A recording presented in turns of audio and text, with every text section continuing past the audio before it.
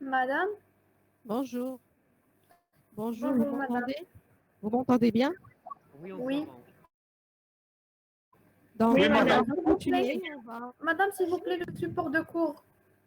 Oui, je vais vous envoyer un support du cours. Une fois finalisé, je vais vous envoyer au fur et à mesure. D'accord? D'accord, merci beaucoup. D'accord. D'accord, madame, c'est moi le délégué. J'ai envoyé mon numéro à la séance. J'ai tout enregistré. J'ai enregistré le numéro de votre délégué. Une fois que j'aurai besoin de ses coordonnées, je vais le contacter. D'accord? Merci beaucoup. Je Madame, crois le que compte vous sera avez, enregistré, vous madame. avez fait, Madame. vous avez présenté un groupe que vous avez sur Telegram. Vous avez un Oui, madame. groupe. Oui, madame. Exactement. Donc, pour faciliter l'échange, s'il vous plaît, m'envoyez le lien via le Telegram pour mieux échanger avec vous. Est-ce que ce Telegram, ça englobe tous les étudiants de votre... Oui, madame. Oui Donc, madame. Il y a plus de 500 personnes, madame. Oui, oui, Rassurez-vous. donc, on peut entamer notre cours d'aujourd'hui qui sera le suivi de l'historique. On a déjà présenté le concept de droit des affaires. Vous souvenez très très bien qu'est-ce qu'on a étudié l'autre semaine. J'espère que quelqu'un pourrait me donner quelques indications sur ce qu'on a appris dernièrement par rapport à la matière de droit des affaires. Oui, je vous écoute parmi vous. Je peux désigner ou quelqu'un peut se désigner?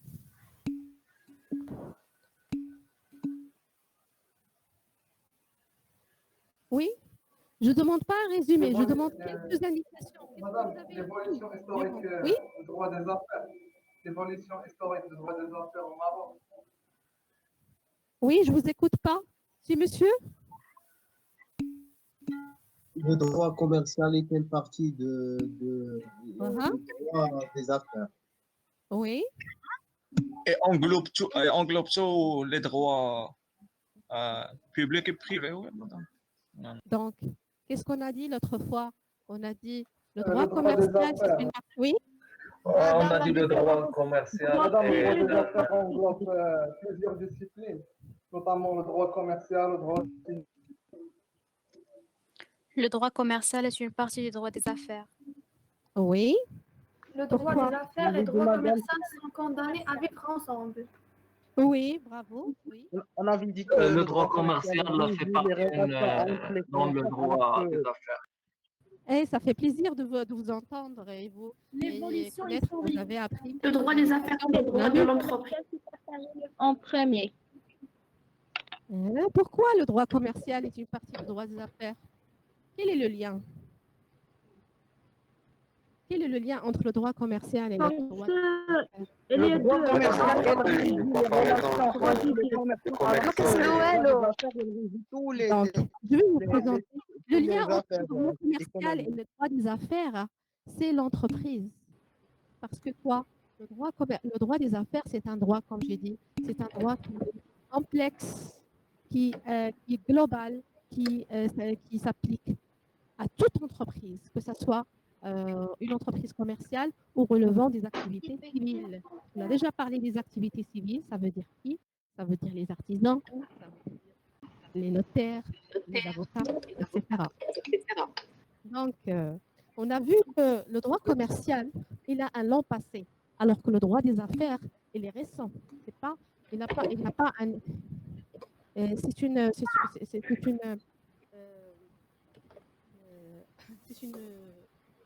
un effet de مدام plusieurs. الصوت راه ما كيوصلش لينا.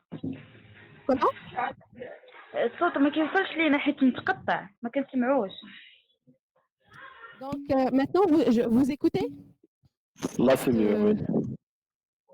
Maintenant, ça vient, madame. Il a pris Oui, تسمعوا madame. مزيان ديزاكتيفي فو مايك راه غادي تسمعوا مزيان. Bravo.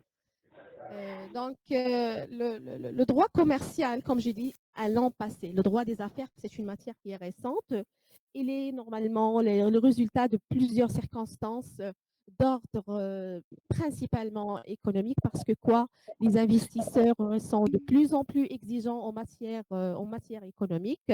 Aujourd'hui, on a besoin d'un juriste, des spécialistes en droit qui sont pluridisciplinaires, pas uniquement spécialisés en droit commercial, mais également spécialisés dans d'autres matières ayant rapport avec l'activité économique, comme par exemple, comme j'ai déjà cité l'autre semaine, qu'il faut, il faut maîtriser un minimum de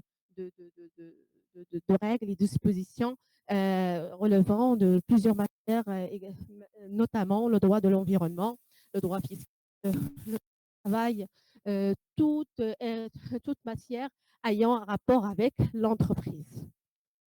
Donc, pas uniquement les textes de loi, mais également que je cite la jurisprudence, je cite les accords, les conventions internationales économiques, comme par exemple quoi? Comme les accords de libre-échange. Donc, il y a aussi la jurisprudence. C'est quoi la jurisprudence? C'est l'ensemble de... Vous avez déjà étudié ça? Des jugements qui sont répétés. C'est l'ensemble des décisions de juridiction. Permettez-moi de vous dire que ce n'est pas n'importe quel jugement qui peut être considéré comme étant une jurisprudence. Une jurisprudence, c'est un ensemble des décisions de qui? Relevant de quoi? Relevant de la Cour. Les tribunaux. Les tribunaux. Ce n'est pas n'importe quel tribunal. C'est la Cour de cassation. On ne peut pas parler d'un jugement de tribunal de première instance et parler de jurisprudence. C'est la Cour de cassation. Il faut revenir aux règles qui sont annoncées au début des décisions de la Cour de cassation pour tirer les principes. Et pour dire que c'est une jurisprudence, il faut qu'il y ait une répétition dans le temps pour dire que c'est une jurisprudence. Donc, juste pour vous dire, pour vous faire un rappel de ce qu'on a vu dernièrement, et comme j'ai dit, je vais vous faire un petit peu un rappel pour vous situer dans le cours d'aujourd'hui.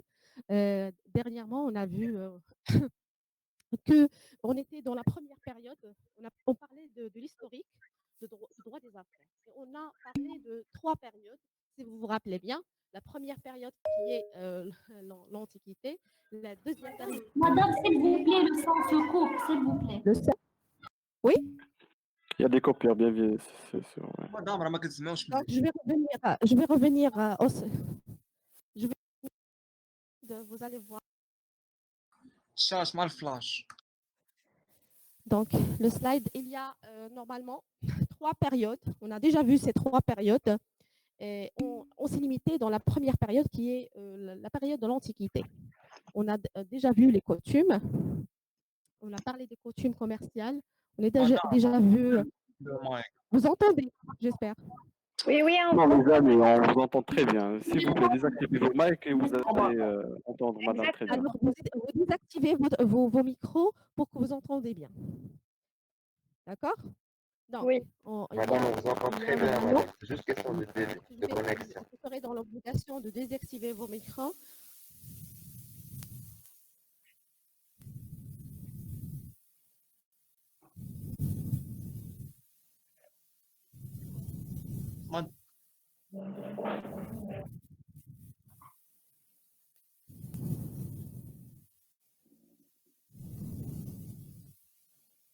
Donc voilà, je vais enchaîner.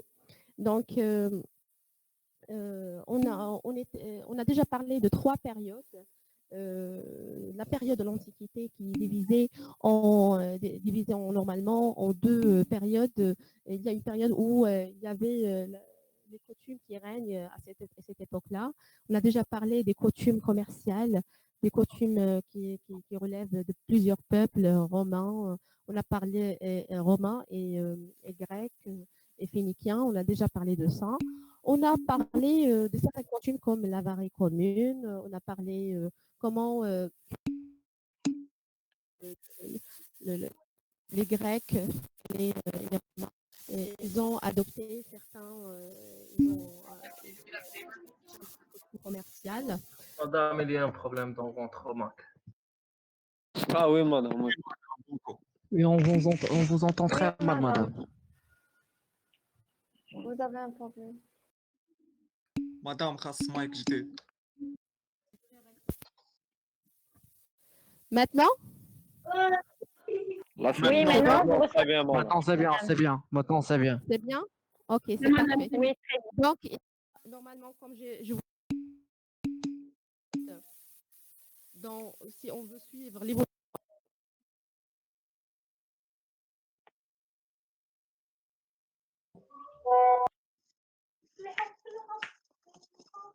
de droit commercial,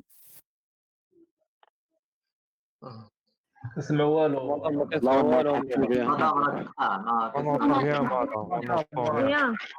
Madame, vous avez un J'entends problème dans mal. votre mic. Madame. Désactivez vos micros. Madame. Désactivez les mics. Non, madame, t'as un problème dans ton micro, madame. maintenant, Maintenant, c'est bien. Là, c'est mieux. Là, c'est bien. mieux. C'est bon. Alors, Très bien. alors une seule personne va me Bien, confirmer. madame. C'est bon? Donc, vous désactivez vos micros, s'il vous plaît. Tout le monde, pour que tout le monde m'entende. D'accord. Donc, normalement, il y a 3 périodes. On a déjà vu 3 périodes pour suivre l'évolution historique de droit des affaires. Dernièrement, dans le cours qu'on a déjà vu, il y avait 3 périodes. La première période, ça concerne l'Antiquité. L'Antiquité, il a été influencé normalement dans le domaine de droit commercial, influencé par les coutumes. On a déjà vu certaines coutumes de certains peuples qui sont variés. J'ai parlé des coutumes des Grecs, des Romains, des Phéniciens, et on a présenté plusieurs pratiques commerciales, y compris la pratique de l'avarie commune. Donc, on a passé par la suite à parler de certaines réglementations qui est faite sur le plan politique et religieux. Donc, on s'est arrêté là. On a vu sur le plan politique que le roi et le pouvoir seigneurial, il avait un pouvoir sur les commerçants. Surtout sur le plan fiscal, il taxe les marchands. En contrepartie, ces marchands auront des franchises, des déductions fiscales. En contrepartie, les marchands doivent quoi? Doivent reconnaître le pouvoir et la souveraineté de roi et de pouvoir seigneurial. Donc, par la suite, on a vu que l'Église également avait un pouvoir sur les marchands, ce qu'il interdit à cette époque-là certains contrats, par exemple le prêt à intérêt et le jeu à hasard. Le prêt à intérêt, nous avons déjà vu qu'il y avait normalement des détournements, certains mécanismes pour détourner cette interdiction. Par exemple, dans le montant de la lettre de change, le montant des intérêts pour détourner l'Église. Et on a déjà vu qu'on a créé la société en commandite pour détourner également l'Église afin de financer certaines sociétés et tirer des intérêts. Donc, ce qui nous reste aujourd'hui à faire, c'est voir le pouvoir de sorte.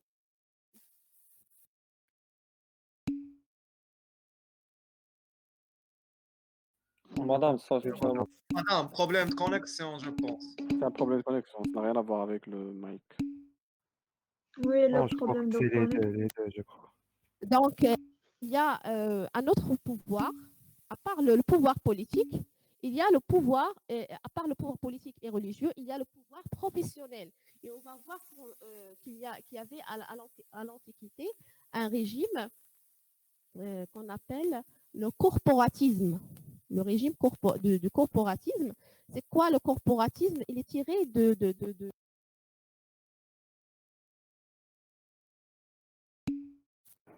Ça coupe, madame, on n'entend plus rien. Madame, Madame, on n'arrive pas à vous suivre. Madame, mal entendu. Maintenant, vous m'entendez? Oui, c'est juste un problème de connexion. oui. On peut faire avec ça. Madame, s'il vous plaît, c'est juste un problème de connexion. Votre débit de connexion. Maintenant, vous m'entendez? Maintenant, Oui, oui, c'est bon. clairement. clairement. madame. On vous entend très bien. Donc, on va suivre. Oui. Donc, à part le pouvoir politique et religieux, il y avait un autre pouvoir, une autre réglementation, mais d'ordre professionnel qui est exercé par qui? Par les groupements de métiers, dans le cadre d'un régime qu'on appelle le régime de corporatisme, tiré de la notion de corporation. Corporation, ce sont des artisans et des négociants qui sont réunis en corporation. Pourquoi? Pour réglementer le métier. Qu'est-ce qu'ils ont obligé ces groupements? Ce qu'ils ont incité à ce que chaque métier a le monopole d'une activité qui est interdite aux autres. C'était interdit de cumuler plusieurs activités en même temps, plusieurs métiers en même temps. Par la suite, à l'intérieur de la corporation, la concurrence est soigneusement limitée. Chaque maître artisan ou négociant n'a droit qu'à un établissement et un nombre déterminé de compagnons et d'apprentis. Pourquoi? Pour permettre aux autres de travailler. Donc, chaque artisan n'a pas le droit d'ouvrir plusieurs établissements pour exercer son activité. Il n'a droit qu'un seul établissement. Et c'était exigé par qui? C'était exigé par les groupements de métiers dans le cadre du régime de corporatisme. Ça, c'est l'encadrement professionnel. Maintenant, on va entrer dans une autre période. C'est la deuxième période. C'est la période de codification. On va voir ça à la fin de l'ancien droit et on va voir qu'il y avait plusieurs tentatives de codification. Donc, les premières codifications, ça a commencé avec l'édit ou le texte de 1563 qui avait organisé la justice commerciale à Paris. Puis, un siècle plus tard, sous le règne de Louis XIV, les usages de commerce sont codifiés. Donc, ces coutumes qu'on a déjà vues ont été codifiées dans 2 ordonnances, dont l'importance est capitale pour l'évolution du droit des affaires. Donc, la première ordonnance sur le commerce de la terre datant de 1673. Elle est préparée par Colbert. C'est l'un des principaux ministres de Louis XIV, avec l'aide de Savarin, un négociant parisien. Grâce à cette ordonnance, le droit commercial devient en grande partie un droit écrit. Il n'est plus oral, il devient écrit. Qu'est-ce qu'on a dit, la codification? C'est lorsqu'on transforme le texte, transforme une coutume ou un usage à un texte de loi. Donc, c'est la codification des textes juridiques. Donc, les coutumes sont devenues un texte qui est écrit. Et cette ordonnance comporte 122 articles. Donc, la seconde ordonnance était d'une grande qualité. C'est l'ordonnance de 1681 sur le commerce de mer. Le commerce de mer. Donc, les 2 ordonnances. Madame, le droit commercial a inspiré la première ordonnance. Comment? Le droit commercial. Oui. Et inspiré de la première ordonnance entre oui. Louis. Oui, nous allons voir ça, que le code de commerce qui va être adopté en 1807 en France, ça serait une inspiration, c'est inspiré des 2 ordonnances qui datent de 1673 et 1681. Merci, madame. Donc, Les deux ordonnances resteront en vigueur jusqu'à l'adoption du code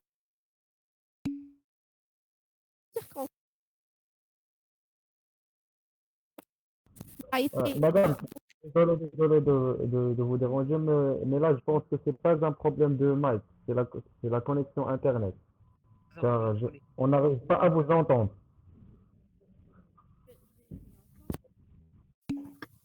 Maintenant, vous m'entendez?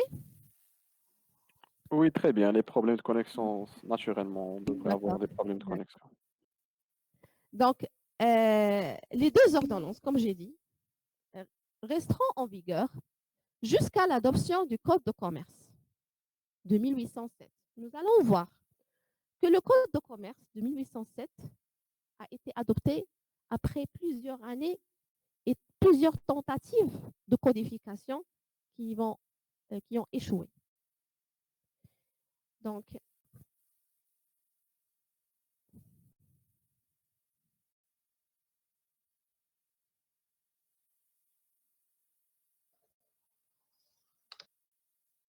excusez-moi parce qu'il y a un problème sur le PC. Problème. Prenez votre temps.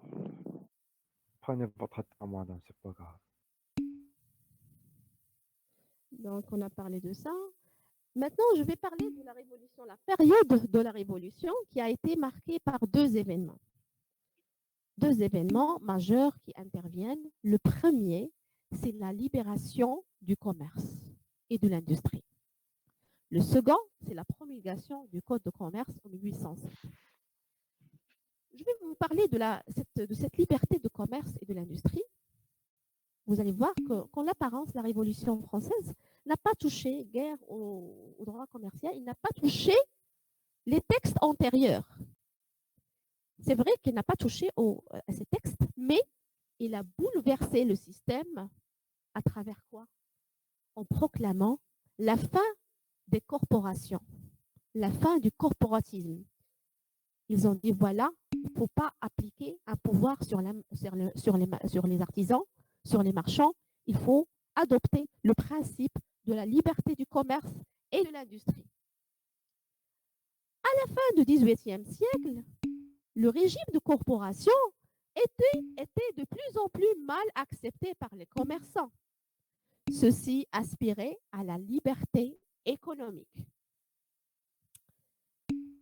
La première tentative de codification était faite par Turgot, c'est un ministre, c'est un ancien ministre de Louis XVI, qui va devoir échouer devant la résistance des conservateurs, mais avec la Révolution, la bourgeoisie entreprenante, il va accéder au pouvoir.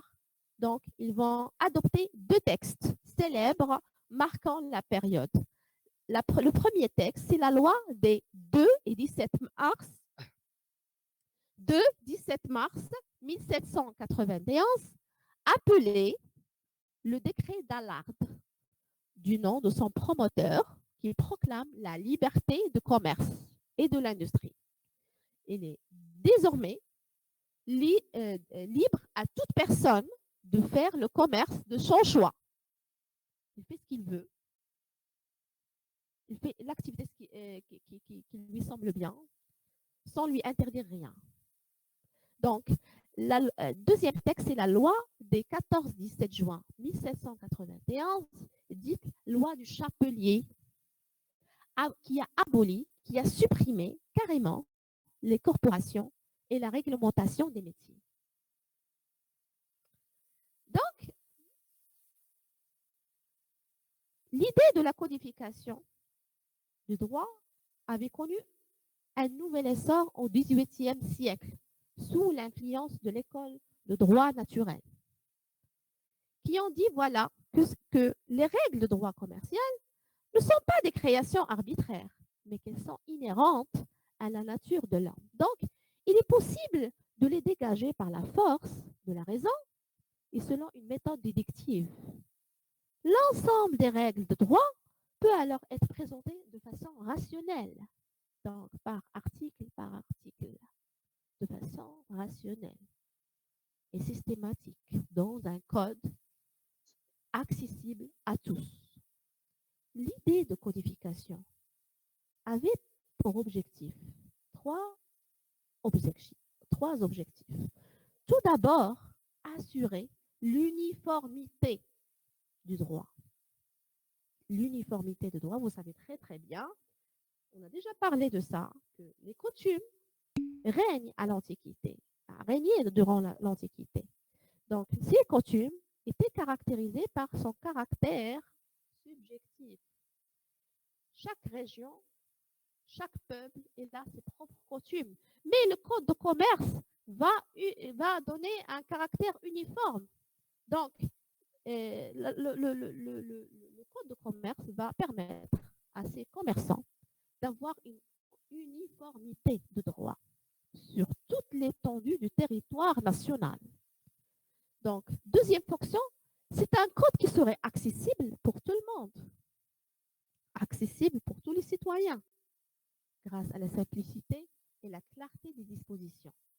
Troisième fonction de ce code, ce qui va assurer la sécurité. C'est un texte qui serait unique et se suffit à lui-même. On n'a pas besoin de d'autres choses pour régler et pour régir le commerce. Il y a un seul code qui est uniforme, qui est accessible et qui comporte plusieurs dispositions qui vont assurer la sécurité.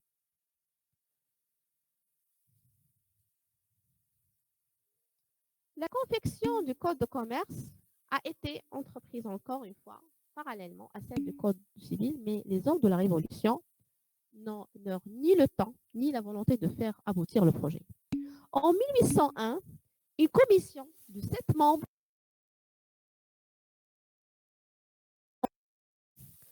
le projet fit l'objet d'une vaste consultation qui permit de recueillir l'avis des tribunaux de commerce, des cours d'appel et du Conseil d'État. Les travaux, cependant, ont été interrompus. Encore une fois, le code de commerce n'a pas vu le jour. En 1806, il y avait une autre tentative à la suite de plusieurs scandales liés aux pratiques de certains fournisseurs aux armées. L'empereur Napoléon I intervient personnellement pour que soient durcies les sanctions de la faillite. Donc, comme la faillite était traditionnellement réservée aux commerçants, elle devait être organisée dans le code de commerce. Et donc, il devenait urgent d'un nouveau code de commerce. Donc, les travaux préparatoires ont été rapidement menés. Le code de commerce en 1807 pour entrer en vigueur en 1808. Voilà, on a passé d'une période de coutume à une autre période de codification. Et on a fini avec un code de commerce qui a été publié en 1808, qui comprenait quatre livres. Madame, le premier livre. Très mal. Donc, le code de commerce, très bien. à l'époque, le code de commerce, à l'époque, comprenait 4 livres. Le premier livre était réservé au commerce en général. Ça concerne qui? Ça concerne la lettre de change, ça concerne les sociétés commerciales, les intermédiaires du commerce à la vente. Le deuxième livre, il traitait le commerce maritime. Le troisième livre consacré aux faillites, au régime de faillite. Quatrième livre concernait la juridiction commerciale. Donc, il faut dire, tel qu'il est adopté, publié en 1808, comportait peu d'innovation par rapport aux deux.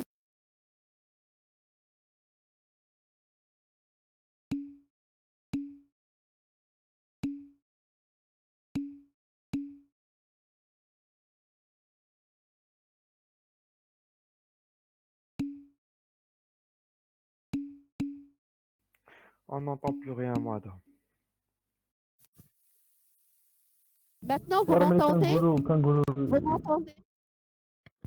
Oui, madame. Maintenant, on vous reçoit. Oui, on vous reçoit, madame. Maintenant, on va recevoir. D'accord. Parce que je dois crier pour que vous m'entendez. Oui, madame. Il confirme. Donc, le code de commerce, à cette époque, des deux ordonnances qu'on a déjà vues, les deux ordonnances, ce code,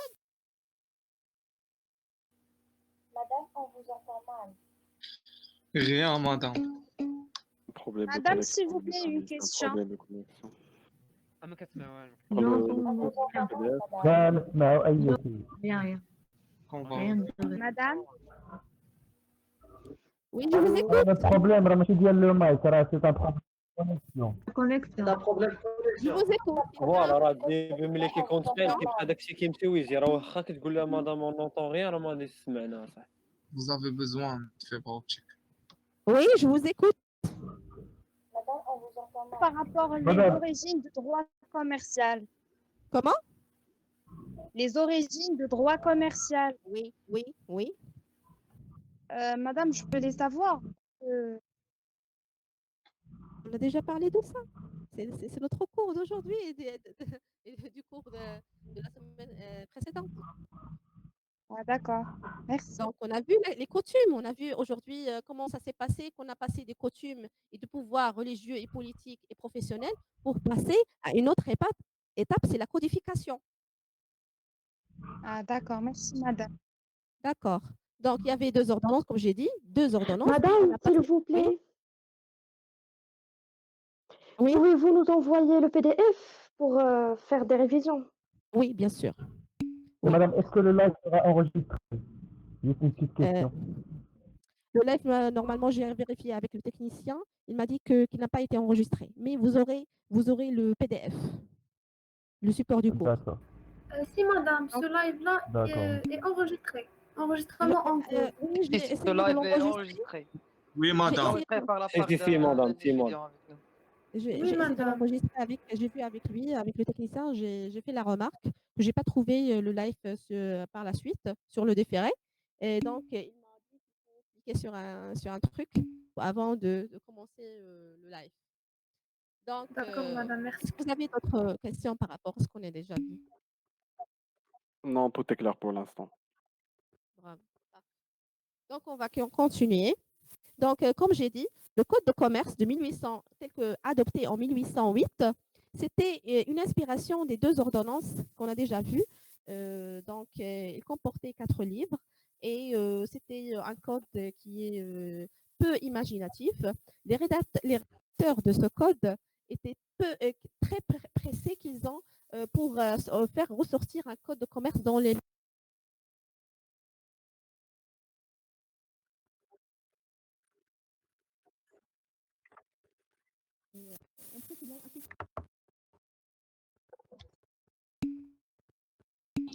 Madame,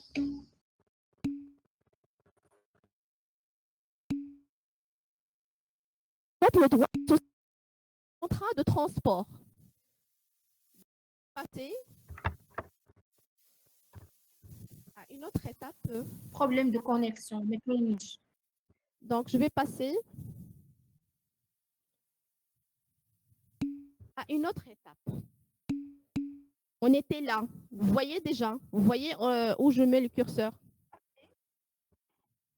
Oui. Madame, on n'arrive pas à vous suivre. Oui, Si vous voyez curseur, je mets ma main ici. Oui, Oui, madame. madame. Oui, oui, madame. Donc, on a passé de la codification de 1807 à une autre étape qui est au 19e siècle. C'est la mutation économique qui est liée à la révolution industrielle. D'accord? Et on va voir qu'il y aura plusieurs circonstances qui vont pousser les rédacteurs de droit de créer un droit des affaires qui est pluridisciplinaire. Donc, on va voir que le droit commercial serait dépassé. C'est là où, c'est dans cette étape, dans cette période, que le droit commercial serait un droit qui est très, très, très dépassé et qu'il faudrait vraiment réfléchir, développer la réflexion pour créer un droit qui est beaucoup plus global que le droit commercial, c'est le droit des affaires. Donc, madame, c'est dans cette phase qu'on a réfléchi d'évoluer à un droit des affaires. Je vous écoute mal. Oui, vous pouvez reprendre, s'il vous plaît? En fait, madame, est-ce que c'est dans cette phase qu'on a réfléchi d'évoluer à un droit des affaires? Oui, on a passé d'un droit commercial à un droit des affaires qui est beaucoup plus général. Est-ce que vous arrivez à assimiler? Madame, ça c'est D'après- que l'introduction. Oui, il faut introduire la matière. Oui, madame. Donc, pour connaître ce que c'est le droit des affaires, il faut connaître ses origines. Ce n'est pas une matière qui est normalement très très ancienne, c'est une matière qui est récente, mais avant, comment ça a été? Avant, ça a été des coutumes, puis il y avait des circonstances qui ont donné lieu à la création d'un code de commerce, puis il y avait également des circonstances qui vont pousser à créer un droit des affaires. Donc, pour arriver à ce résultat, il faut faire cette démonstration. Il faut aller par ce processus pour vous, Oui, madame. Pour mieux comprendre. Oui. vous démontrer Oui, c'est clair. que le Ouais. droit des affaires, c'est pas très très ancien, c'est très nouveau, mais c'est pas comme le droit commercial. Mais vu que le droit commercial il est insuffisant, on a passé à autre chose qui va répondre beaucoup plus aux attentes des investisseurs et des opérateurs économiques. Encore plus précis. Avec le 19e siècle, va commencer la grande mutation économique due au quoi? Due aux nouvelles techniques de production. Elle s'accélère dans la deuxième moitié du siècle. L'entreprise industrielle a remplacé l'entreprise artisanale. Ce qui a nécessité, normalement, et par la force des choses, des capitaux, des investissements et du personnel, des salariés. Donc, pour accompagner ce développement économique, il faut quoi? Il faut des instruments juridiques. À chaque fois que l'économie subit un changement, il faut que le droit, il doit suivre ce changement. Toujours, j'ai déjà expliqué, toujours dans mes cours, qu'il y a un lien entre le droit et l'économie, et même la politique. Donc, nous allons voir ça, comment ça se fait qu'il y a une influence entre les trois aspects, entre l'aspect juridique, l'aspect économique et l'aspect politique. Donc, pour accompagner ce changement économique, il fallait penser à de nouveaux instruments juridiques pour faciliter le rassemblement des capitaux. Donc, il faut assouplir le cadre de la société par action. On a pensé à ça. On a pensé à faciliter le développement des valeurs mobilières. Quelles sont les valeurs mobilières que vous connaissez? Ce sont qui? Quoi? Ce sont les actions, les obligations, des sociétés par action. Et il faut penser à un mécanisme de libération des actions, c'est-à-dire les opérations de bourse, pour chercher des investissements, chercher le financement. Et on a pensé à protéger les innovations, les inventions. S'il vous plaît, vous éteignez vos micros, s'il vous plaît. Vous désactivez vos micros parce que ça me dérange. Donc, ils ont pensé à quoi? Ils ont pensé à faciliter les paiements. Donc, on a créé des lois à cette époque-là. Des lois nouvelles qui n'ont rien à voir avec le droit commercial. Donc, on a créé en 1844 le brevet d'invention, une loi sur le brevet d'invention, une autre loi sur les marques en 1857 de fabrique, les marques de fabrique, pour protéger quoi? La marque, On a pensé en 1865 à la création d'une nouvelle façon de paiement, c'est le chèque. En 1967, la société par action. En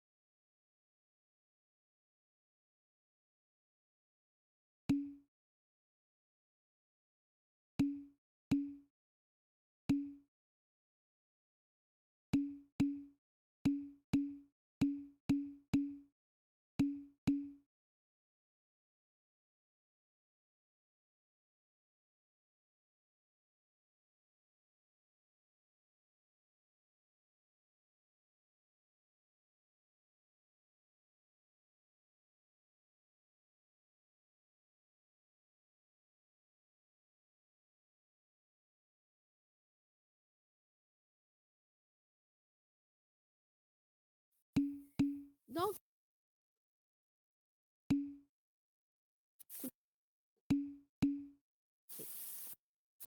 je vous parle de la période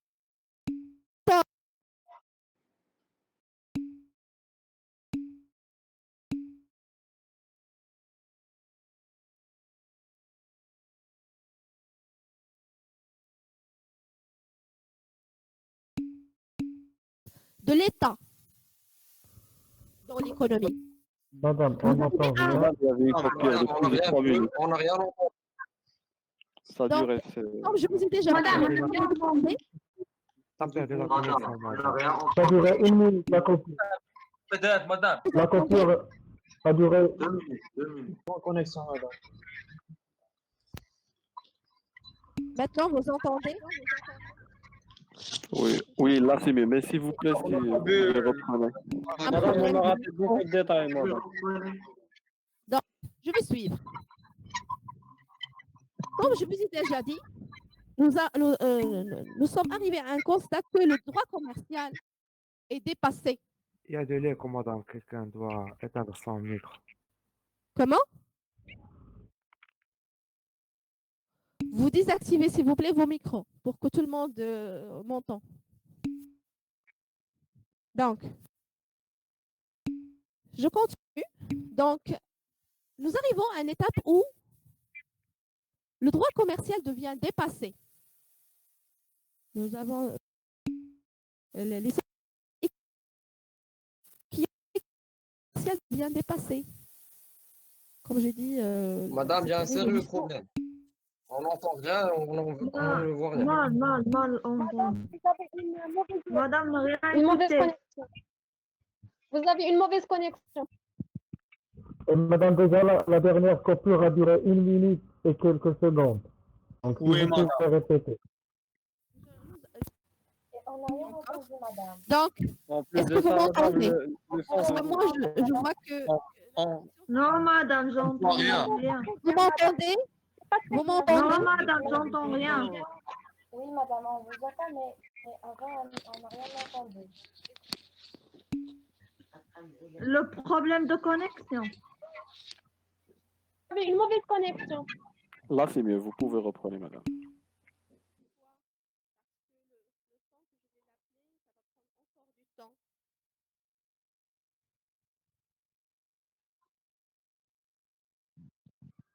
madame. Où est-ce que c'est ça? Madame, أنا ما كنسمع والو madame. Est-ce que vous arrivez maintenant à m'écouter? Oui, madame. Non, c'est pas très bien. Maintenant? Oui, madame. Non. Madame, Oui, c'est oui. pas un problème de Oui. mic, madame. Madame. Oui, le problème de connexion. Un peu, madame. Un peu.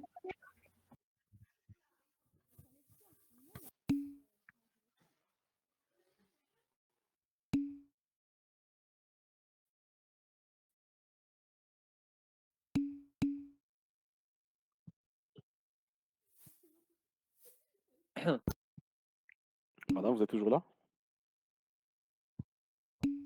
Allô, madame? Madame, vous êtes là? test alors là. Madame. L'équipe de France, c'est une mauvaise expérience. Madame n'est pas là. Madame, madame.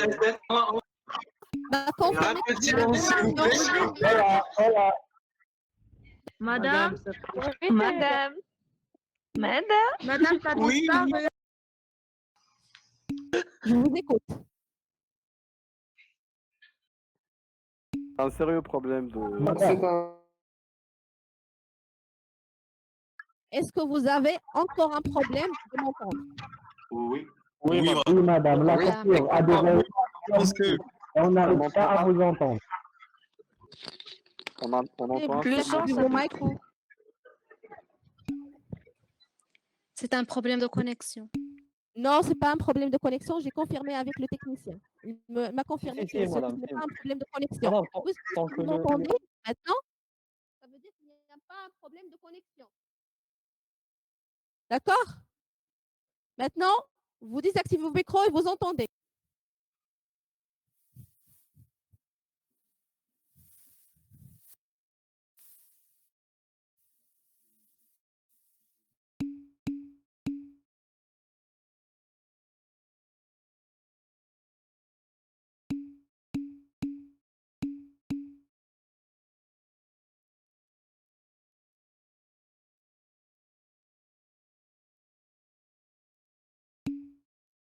Donc, je vais continuer. Nous arrivons à une étape où le droit commercial devient dépassé. À la période de 1914-1958, nous sommes là entre les mondiales, deux conflits mondiaux.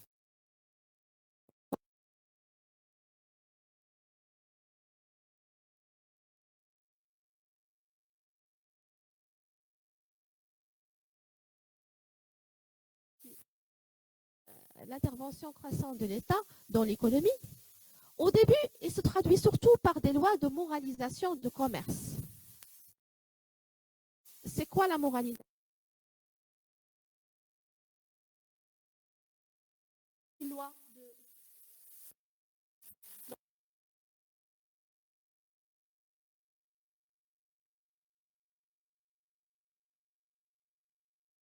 de 1920.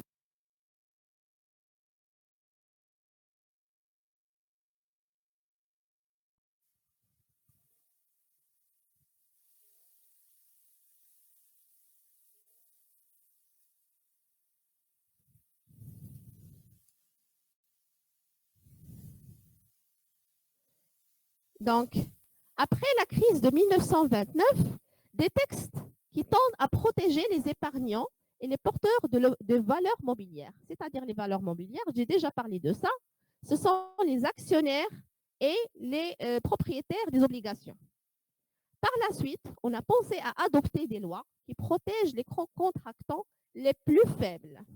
Qui sont ces contractants les plus faibles? Donc, dans le cadre de contrat d'assurance et le contrat de transport. Donc, nous allons voir que l'intervention de l'État va avoir beaucoup, est beaucoup plus directe en période de guerre en raison de l'inflation et de la pénurie, c'est-à-dire la pénurie, ce que l'État ne trouve pas les biens qui sont nécessaires pour la vie, comme le blé, comme la nourriture. Les pouvoirs publics se trouvent contraints de rationner la population et les entreprises, ainsi que de taxer les prix. On a pensé à taxer les prix pour mieux rationaliser les dépenses. Donc, les mesures prises pendant la Première Guerre ne furent que temporaires. Mais avec la Seconde Guerre mondiale, nous allons voir que l'intervention de l'État sera à la fois plus profonde et plus durable. Donc, on va entrer dans une période, ce qu'on appelle d'économie dirigée. Dans les années qui vont suivre,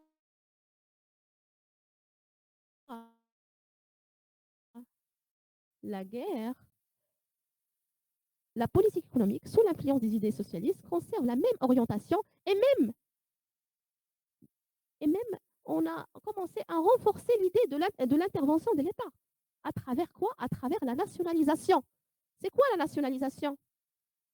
C'est-à-dire l'étatisation, c'est-à-dire l'opération de transférer la propriété d'une entreprise privée à l'État. Pourquoi? Dans un but d'intérêt général. Donc, vous commencez à assimiler qu'il y a une grande relation entre la politique, tout ce qui est politique, et l'économie, et le juridique. Donc, lorsqu'il y a une crise, lorsqu'il y a un problème politique, vous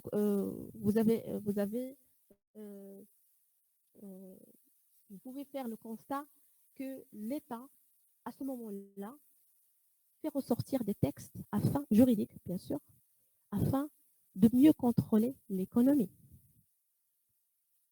Donc, et quand il n'y a pas un problème, quand il n'y a pas de crise, quand il n'y a pas de guerre, l'État fait un bon signal, toujours, pour libérer l'économie. Donc, je passe. À cette époque-là, il n'y avait que de l'économie dirigée entre les deux guerres mondiales. L'État intervient également de plusieurs façons. À travers la fixation des prix, les prix et les salaires sont taxés de manière autoritaire. Des secteurs clés comme le secteur bancaire sont soumis à la tutelle contraignante de l'administration, spécialement à la direction du Trésor du ministère des Finances. Donc, les opérations de change avec l'étranger sont soumises toujours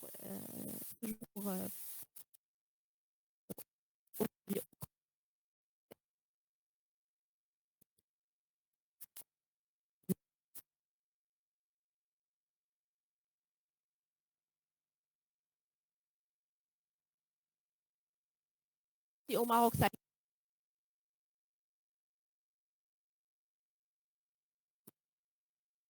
une sorte de quoi?